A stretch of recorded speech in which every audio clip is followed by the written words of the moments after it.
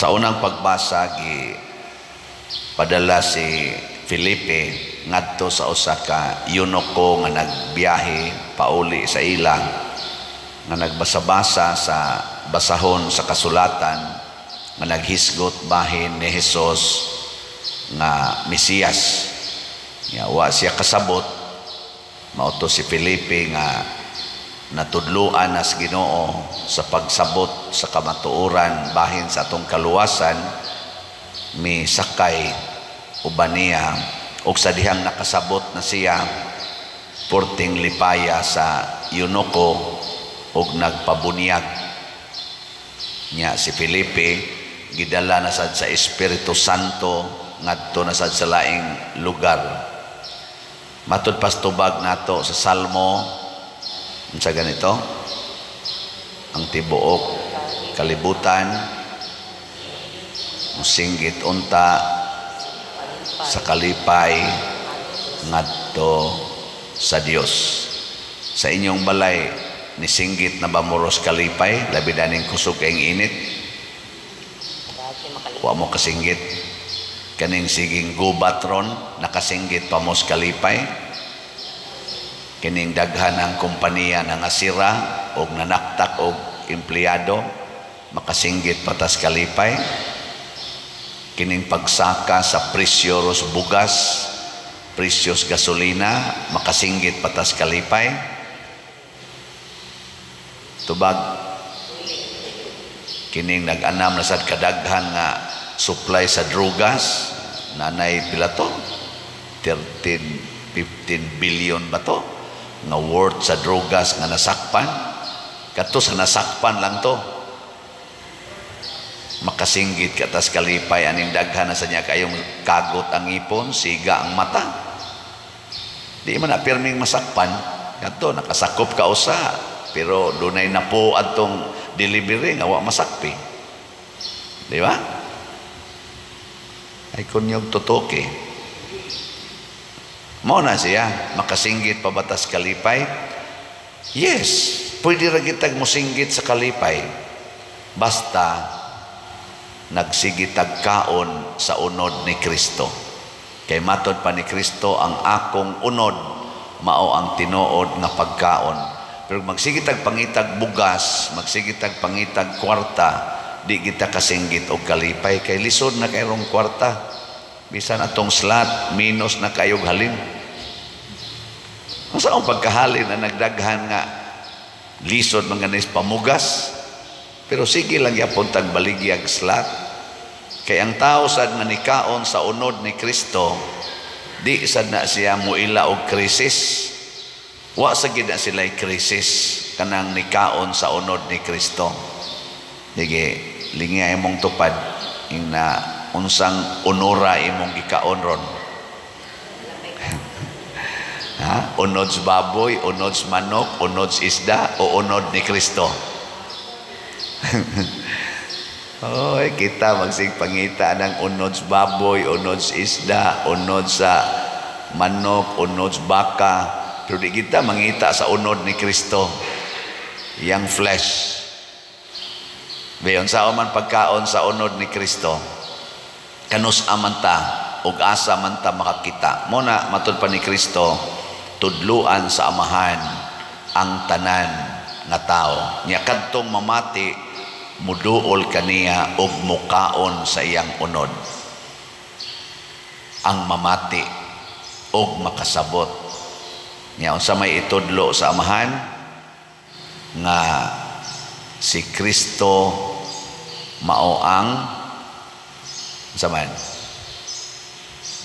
tinuod nga pagkaon, ug unsaon man siya pagkaon, pinaagi sa sakramento ug sa buhat sa gugma. Sakramento ug buhat sa gugma.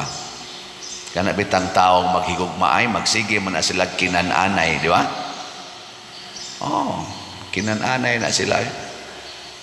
Mangaon, mukaon, basta lang yung mangaon lagi na sila, mupakaon, basta naghigugmaay. Nya ang sakramento kining Eucharistia gihimo sa ni Hesus aron doon na sa tay gitawag og espirituhanong pagkaon. Kanang actual yung kaon ba? Mo na nga dito sa katapusang panihapon, iya sang gideklarar, kini ang akong unod. Kini ang akong dugo. Mo na dinhi sa atong misa, ato nang gibalik-balik. Kay matod pa nilang San Pablo, sa matag higayon nga baliko nato kini, ug atong buhaton, atong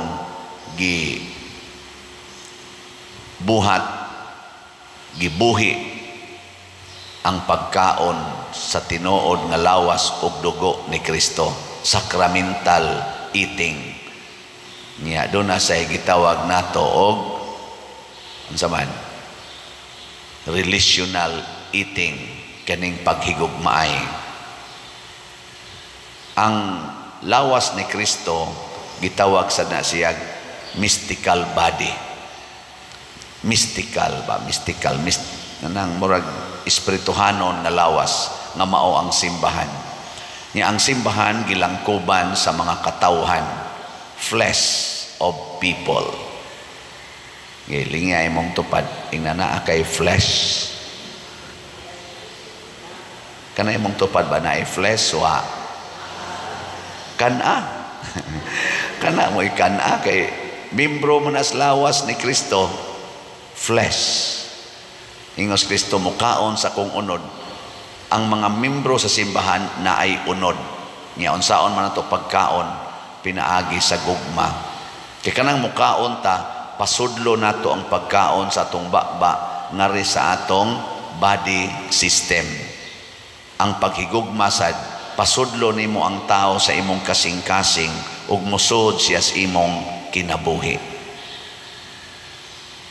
Sige, lain na sang lingi sa imong tupad. Ina, pwede ko musod sa imong heart. Ina, pwede ko musod sa imong heart. Ang pagkaon, musod sa itong bakba, kinahanglan na itong pagtugot. Normally ba? Normally. Kinahanglan pagtugot. Kinahanglan yung kamunganga, nga imong usapon. Normal na. Gawas lang ang abnormal nga i-inject na, aris ilong, sanay pangaging kuan. Pero normally, ato ginang bukhon ang atong bakba. Sa espirituhanon sang pagkaon, kanang paghigugmaay, ato sang ablihan ang atong kasing-kasing. Kanabang dili na ta magsigig question kung kinsa ka, ang akong buhaton, kinsa ka sa mata ni Kristo.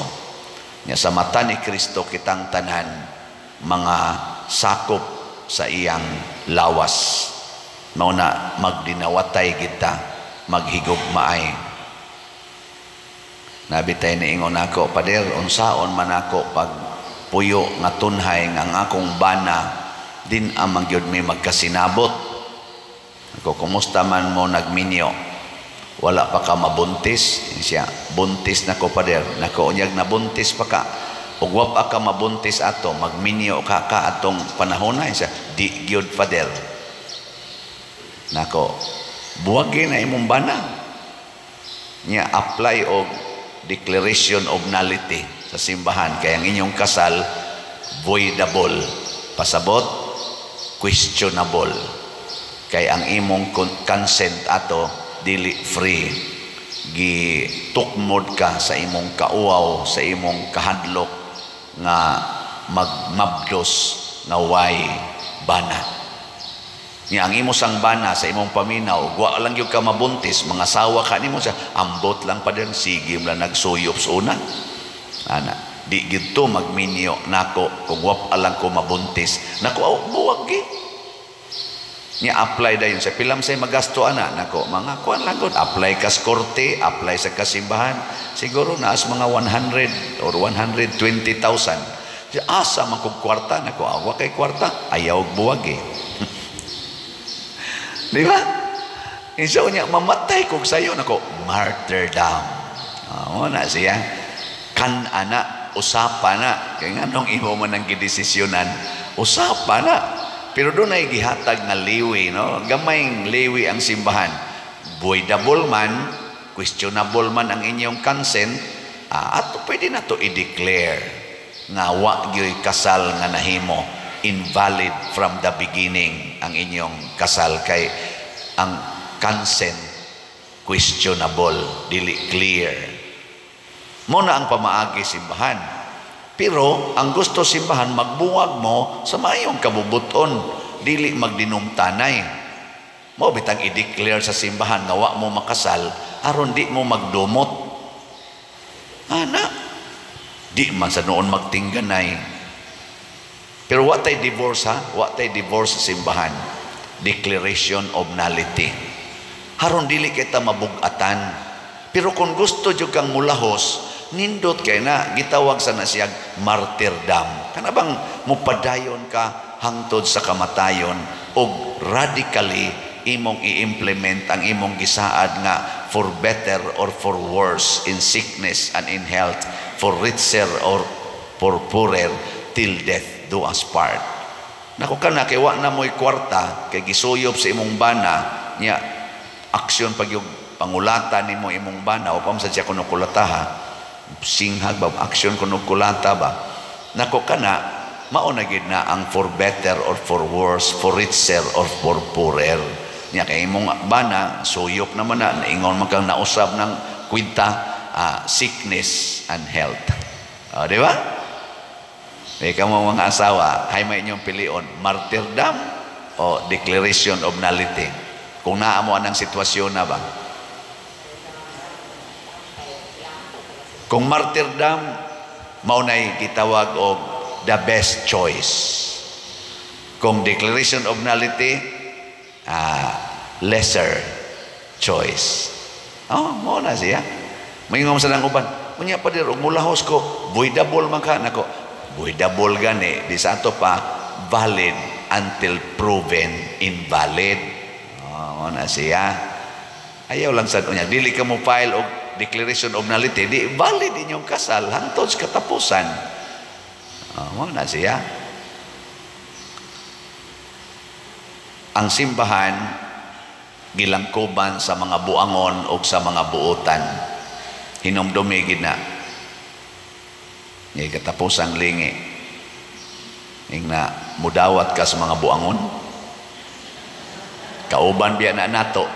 Kauban biya na nato. Bisan ka nang na nagsimba, kining na nagsimba, kanang naong na arasimbahan, na ay mga buangon na. No, ay daghan. Bisa ka nang nagsigig barog-barog dire, magbasa-basa. Ay gyud pag-ingon nga labaw na ning nagsigig wali. Sus, gana ni mga buangon. Wagi siguro nagwali ro nang usa. Pero rason ba na nga dili nato higugmaon? Rason ba na nga atong dumtan or atong biyahan? Dili. Mao na ningos Kristo, there is no greater love than to lay down your life for your friend. Ang pagkaon di ay dunay usahay nga mukaon ta bisan wa nay lami, pero nahibaw ta nga kinahanglan kita mukaon aron ta mabuhi. Di ba? Ang pagkaon makaayo man gyud. Mo nang moingon jud na ang mga katigulangan, bisag way lami, sudli gyud ang imong tiyan aron ka mabuhi. Di ba? Usahay ka ng imong tupad, wa na gyud nay lami, kan alang gyud aron mo mabuhi. Labi na mong banag asawa, wa na ginay lami ang imong tupad. Usahay luod na gyud kay nagnaong. Pero aron mabuhi ang inyong pamilya, aron mabuhi ang inyong marriage, kan-ana, usapan na, hangtod ka mamatay. Ikaw niya luod kay padir, isuka lang sad. Nya kao naman, ana. Nay panahon mo suka gyud ka, nay panahon mo digwa gyud ka, pero kaon lang gyapon. Kami gani mga palahubog, suka man gani mi usahay, pero inighuman bebe. Tungab na sad. Lagi dili ang among gisuka, among tungabon ha. Bag-o na sad, bag-o. Pasabot, renew your heart every day. Kung nakasinghag ka gahapon, kung nakapamalikas ka gahapon, Kung nanglagom inyong naong kay nagsinagpaay mo gahapon, today, renew your heart. I will eat you because you are the mystical body of Christ. Di ba?